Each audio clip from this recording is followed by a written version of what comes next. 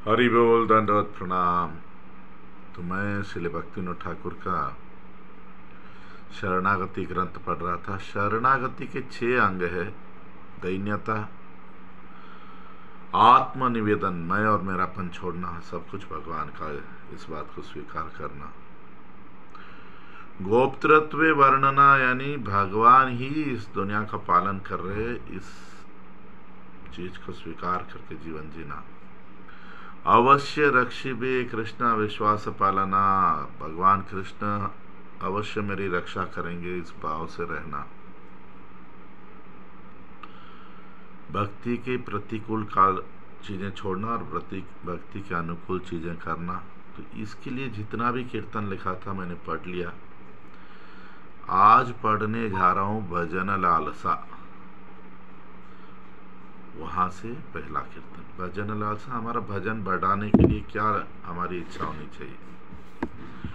तो यहाँ भक्तिविनोद ठाकुर लिखते हैं, हरि हे प्रपंच पड़िया अगति हैया ना देखी उपायार, अगति रगति चरणे शरण तोमाए करिनुसार। ओ भगवान हरि, मैं इस भौतिक जगत में, प्रपंच में पड़ गया हूँ। मुझे क्या करना है, क्या नहीं करना मुझे पता नहीं। मुझे यहाँ से निकलने का छोड़कर और कोई रास्ता समझ में नहीं आ रहा है। इसलिए मैं आपकी शरण लेता हूँ, आपके कमल चरणों की। बेसहारा लोगों के आप ही आश्रय है। कर्म ज्ञान किछु नहीं मोर, साधना भजन नाई, तुम्ही कृपा मैं आमित कंगाल, अहितुक कृपा चाहिए। यहाँ का कर्म ज्ञान मेरा कुछ है नहीं, साधना भजन भी नहीं है, तो आप कृपा करिए। मैं तो कंगाल हूँ, कुछ भी नहीं मेरे पास।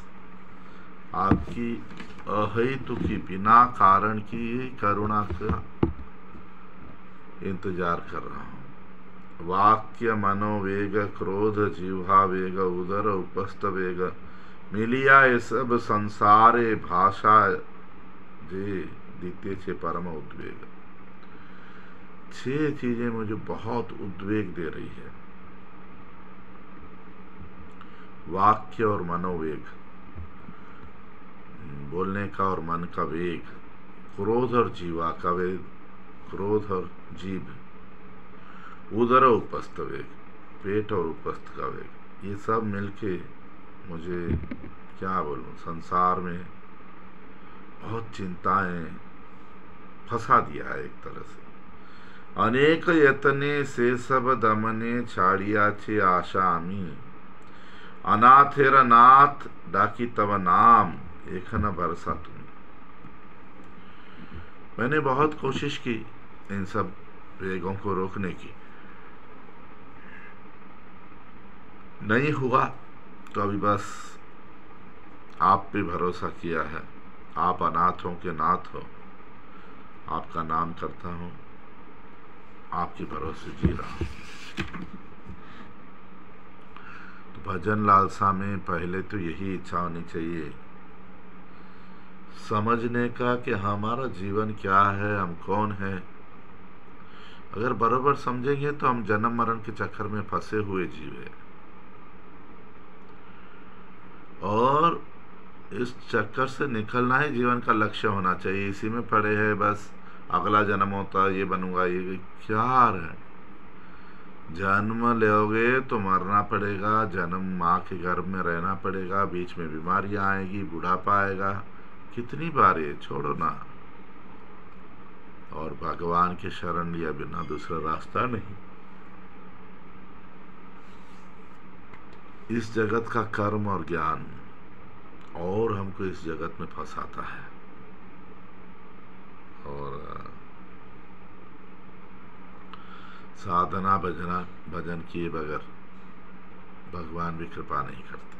साधना तो करना पड़ेगा, ऐसा नहीं कि बैठ के भगवान हम आपकी शरण में। कलयुग में धर्म है हरिनाम, हरिनाम का जप करना। और उद्देश्य होना चाहिए भगवान की कृपा कि हम इस जन्म मरण के चक्कर से छूट जाएं।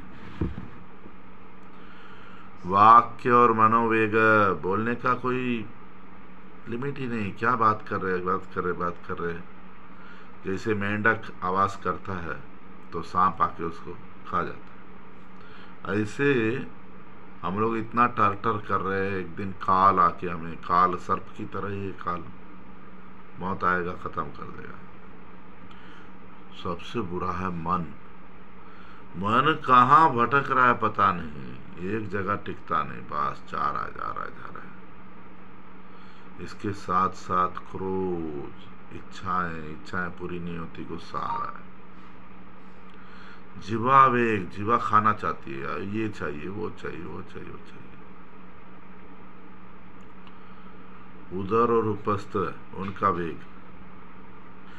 तो वाक्य बोले बगैर थोड़ी ना रह सकोगे। भगवान का नाम लो, भगवान का गुणगान करो, भगवान की कथाएं पढ़ो, बताओ लोगों को। मनोवेग, मन में भी भगवान की चिंताएं लाओ, जो पढ़ते हैं उनका ध्यान करना, उसके बारे में सोचना। क्रोध को सही तरीके से उपयोग करो। भगवान के विरोधी, भक्तों के विरोधियों पर क्रोध का उपयोग करो। जिह्वा वेग, खाना तो पड़ेगा, जीव तो रस मांगता है। भगवान को नैवेद्य भोग लगाकर भगवान की प्रसादी पाना। उधर पेट तो भरना पड़ेगा, मगर कितना भरना पड़ेगा, ठूस के भरेंगे, रोगी हो जाते हैं। तो हमारे एक आचार्य श्रीधर स्वामी कहते हैं, आधा खाने का, जितना भूख लगा है उसका आधा खाना, 25% पानी पियो, उसको हजम होने दो, फिर भूख लगा खा लो। भूख लगा तब खाओ, ठूस के मत खाओ, आधा पेट खाओ। उपस्थ वेग, स्त्री को पुरुष का संग करना अच्छा लगता है, पुरुष को स्त्री का संग करना अच्छा लगता है। शादी करो, आगे की संतानों को भी भगवान के भक्त ले आओ इस जगत में। जो करते हो हर चीज से कृष्ण को जोड़ो, धर्म से जोड़ो, अधर्म नहीं। तो ऐसे भगवान का नाम करते हुए हम सही रास्ते पे चलने का हमारा इच्छा होना चाहिए। भजन लालसा। हरि बोल, दंडवत प्रणाम।